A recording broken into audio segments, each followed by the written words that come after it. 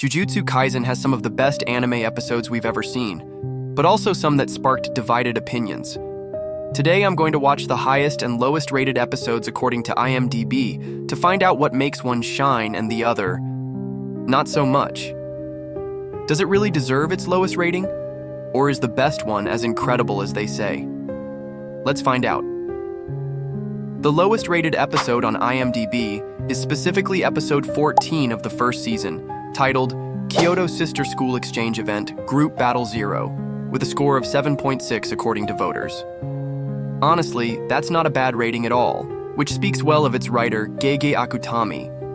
The episode starts with Jogo relaxing in a hot spring after almost being eliminated by the strongest, most beloved, and most handsome character in all of Jujutsu Kaisen. Yes, I'm talking about the owner of the Six Eyes, Satoru Gojo.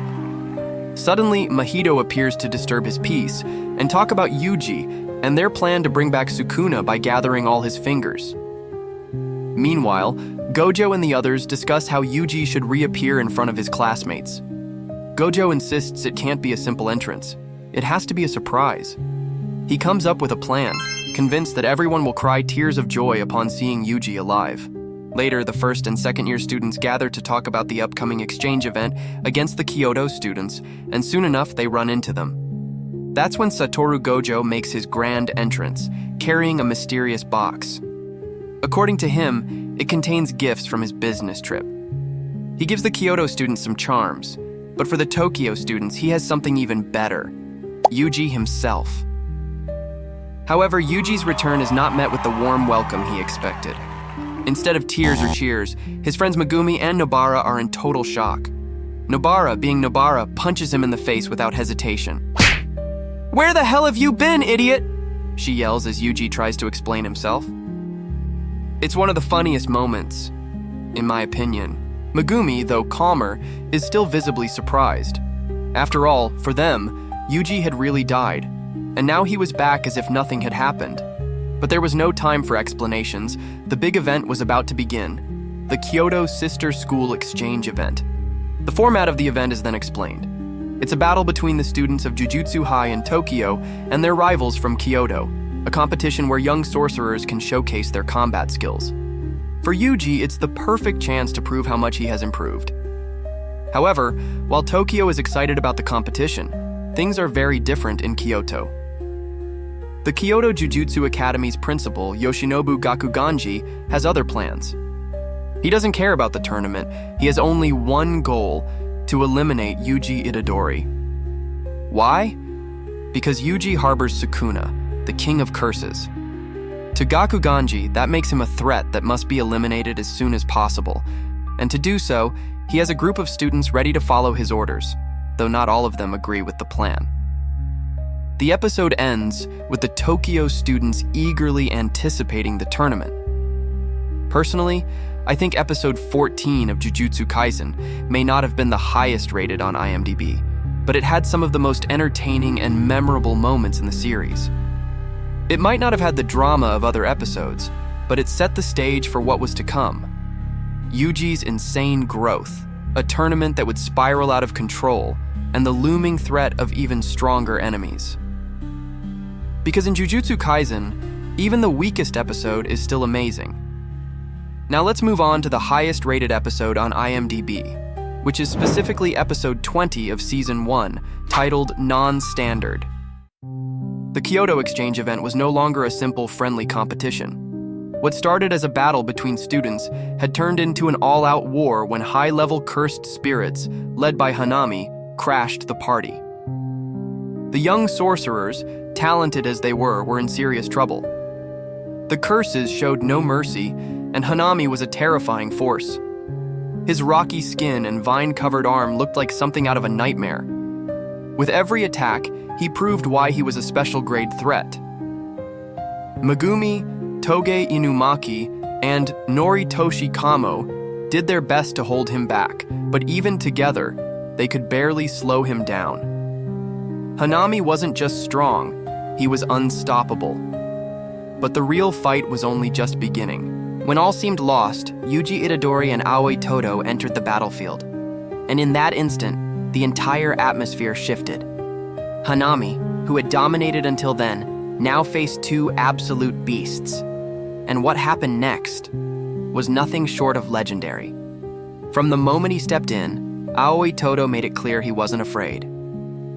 Brother, remember, strength is nothing without technique. With his usual eccentric mentor style, he began guiding Yuji mid-fight, teaching him to use his cursed energy more efficiently. But this wasn't some friendly training session. This was a battle of the highest caliber. Yuji's attacks became faster, stronger. With every exchange, Hanami realized he couldn't afford to underestimate them. Todo and Yuji weren't fighting as separate individuals. They were fighting as a perfect unit.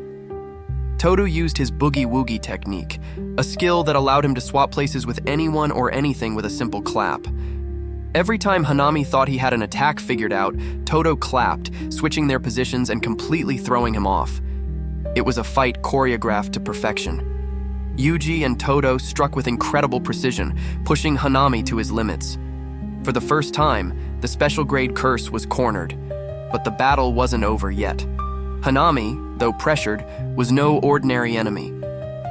His strength and endurance were far beyond that of common curses. He could withstand brutal attacks, and his body constantly regenerated.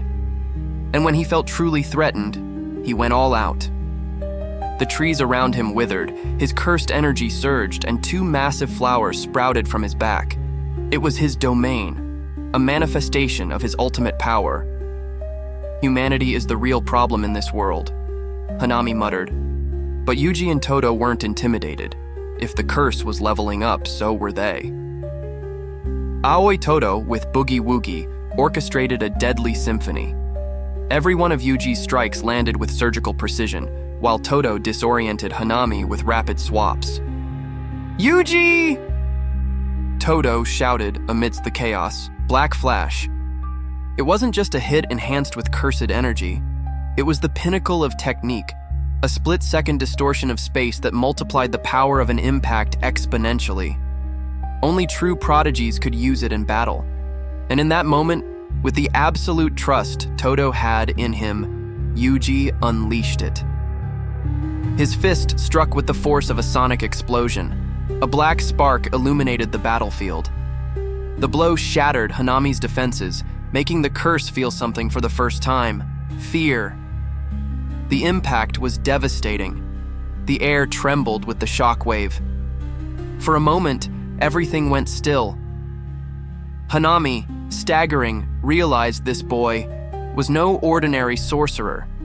But even after 4 consecutive black flashes, a feat only legendary sorcerers had accomplished, Hanami still wasn't down. His regeneration kept him going. He had one last hope. And then, Satoru Gojo arrived. The pressure in the air changed. It was as if gravity had intensified. Hanami felt a chill run down his spine. Gojo didn't need to raise his voice. With a single glance, he made it clear that everything was over. "You went too far," he said, as he lifted his blindfold. What happened next was indescribable. With his hollow purple technique, Gojo unleashed a pure wave of cursed energy that obliterated everything in its path. Masterpiece of animation and storytelling. The synchronization between Yuji and Todo, the strategic use of Boogie Woogie, the intensity of the battle, and Gojo's arrival made every second spectacular. But beyond the action, this episode marked Yuji's growth.